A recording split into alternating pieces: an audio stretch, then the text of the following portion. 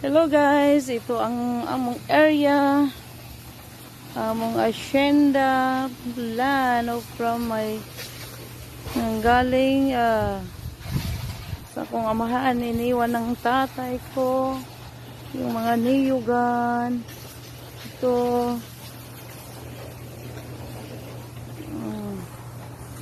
ito ang mga niyugan namin, ito ang mga, ang land namin ito.